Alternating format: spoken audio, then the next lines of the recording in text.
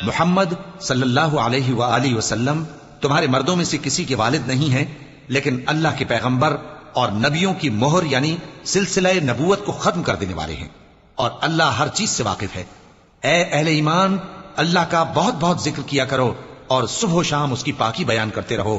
وہی تو ہے جو تم پر رحمت بھیجتا ہے اور اس کے فرشتے بھی، تاکہ تم کو اندھیروں سے نکال کر روشنی کی طرف لے جائے، اور اللہ مومنوں پر مہربان ہے۔ جس روز وہ اس سے ملیں گے تو ان کا تحفہ اللہ کی طرف سے سلام ہوگا، اور اس نے ان کے لیے عمدہ ثواب تیار کر رکھا ہے۔ اے پیغمبر، ہم نے تم کو گواہی دینے والا اور خوشخبری سنانے والا اور خبردار کرنے والا بنا کر بھیجا ہے، اور اللہ کی طرف اسی کے حکم سے بلانے والا اور چراغ روشن۔ اور مومنوں کو خوشخبری سنا دو کہ ان کے لیے اللہ کی طرف سے بڑا فضل ہے، اور کافروں اور منافقوں کا کہا نہ ماننا اور نہ ان کے تکلیف دینے پر نظر کرنا،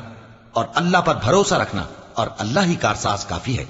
مومنوں، جب تم مومن عورتوں سے نکاح کر کے ان کو ہاتھ لگانے یعنی ان کے پاس جانے سے پہلے طلاق دے دو تو تم کو کچھ حق نہیں کہ ان سے عدت پوری کراؤ، بس ان کو کچھ فائدہ یعنی خرچ دے دو اور ان کو اچھی طرح سے رخصت کر دو۔